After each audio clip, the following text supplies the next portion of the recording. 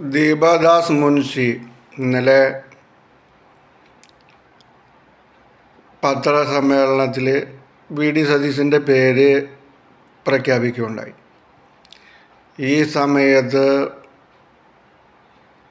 പ്രഖ്യാപിക്കുകയുണ്ടായി ശ്രീ വേണുഗോപാലിന് ആണ് എം.എൽ.എമാരുടെ പിന്തുണ കൂടുതലെന്ന്. ഇത് പറയേണ്ട വല്ല കാര്യമുണ്ടെന്ന് ചിന്തിക്കുക. എന്തിനാണ് ഈ സീക്രട്ടായി നടത്തിയ സംഭവം പൊതുവേദിയിൽ വിളിച്ചു പറയേണ്ട കാര്യം?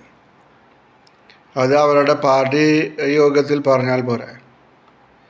ഇത്രയും സീക്രട്ടായി നടത്തിയ കാര്യം ഈ പത്രലേഖകരുടെ മുമ്പിൽ വിളിച്ചു പറയേണ്ട കാര്യം എന്താണ്? അത് വി.ഡി. സതീശന് ആക്കുന്നതിന് തുല്യമാണ്. അല്ലെങ്കിൽ ഇത്രയും പരിപാടികൾ പബ്ലിക്കായിട്ട് തന്നെ ചെയ്യുക. അപ്പോൾ പിന്നെ അതിന് കുഴപ്പമില്ല. ഇത് സീക്രട്ടായി ചെയ്ത വിവരം പിന്നെ ഇന്ന ആൾക്കാണ് കൂടുതൽ വോട്ട് കിട്ടിയത് എന്ന് പറയുന്നത് തിരഞ്ഞെടുക്കപ്പെട്ട ആളിനെ ആക്കുന്നതിന് തുല്യമാണ്. അത് ഒട്ടും ശരിയായ നടപടിയല്ല.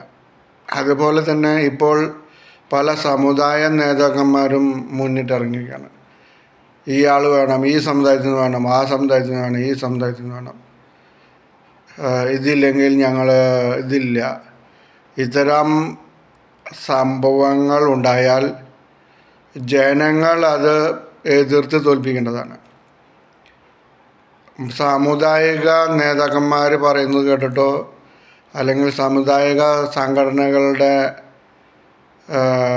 ആധിക്യം കേട്ടിട്ടോ അല്ലെങ്കിൽ അവരുടെ സമ്മർദ്ദം മൂലമൊന്നുമല്ല മുഖ്യമന്ത്രിയെയും മന്ത്രിമാരെയും തിരഞ്ഞെടുക്കേണ്ടത്. അത് ജനങ്ങളുടെ വികാരം അനുസരിച്ച് വേണം തിരഞ്ഞെടുക്കാൻ.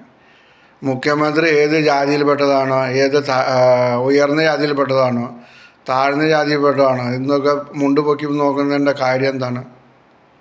ഏത് ജാതിയിൽപ്പെട്ട ആളായിക്കോട്ടെ, അവർ മുഖ്യമന്ത്രിയാകാൻ ജനങ്ങളുടെ തീരുമാനമെങ്കിൽ അവരാകട്ടെ. അതിന് ഈ സമുദായ നേതാക്കന്മാർക്ക് എന്താണ് ഛേദം? ഇത്തരം പ്രവണതകൾ നമ്മുടെ കേരളത്തിൽ അനുവർത്തിച്ചു വരുന്നത് ഒരിക്കലും ശരിയല്ല. അത്തരം നടപടികളെ ജനാധിപത്യ വിശ്വാസികൾ എതിർത്ത് തോൽപ്പിക്കുക തന്നെ വേണം. ഇപ്പോൾ NSS സെക്രട്ടറിയുടെ പ്രസ്താവന വരെ ഉണ്ടായി. ഇതെല്ലാം നിർഭാഗ്യകരമാണ്. അവർ അവരുടെ കാര്യം നോക്കിയിരുന്നാൽ പോരെ. അല്ലെങ്കിൽ രാഷ്ട്രീയത്തിൽ ഇറങ്ങണമെങ്കിൽ രാഷ്ട്രീയത്തിൽ ഇറങ്ങും, അല്ല രാഷ്ട്രീയത്തിലിറങ്ങി പ്രവർത്തിക്കൂ. അല്ലാതെ പിന്നാമ്പുറത്തിരുന്നിട്ട് ഈ ചരട് വലിക്കുന്ന പരിപാടി സമുദായ നേതാക്കന്മാർ നിർത്തണം. അവർക്ക് വോട്ട് ചെയ്യാൻ അഭ്യർത്ഥിക്കാനുള്ള അധികാരമുണ്ട് അവരുടെ വോട്ടേഴ്സിനോടും, അത് അവരുടെ ഇഷ്ടം. പക്ഷേ ഇന്ന ആൾ മുഖ്യമന്ത്രി ആവണം അല്ലെങ്കിൽ ഇന്ന ആൾ ഇതാവണം, ഈ സമുദായത്തിൽ നിന്നാവണം, ഇതൊന്നും പറയാൻ ആർക്കും അവകാശമില്ല. അത് തിരഞ്ഞെടുക്കേണ്ടത് ജനങ്ങളാണ്. ജനകീയ അടിസ്ഥാനത്തിലാണ് പല നേതാക്കന്മാരെയും മുഖ്യമന്ത്രിമാരെയും മന്ത്രിമാരെയും തിരഞ്ഞെടുക്കേണ്ടത്. ഇത് മനസ്സിലാക്കി വയ്ക്കും.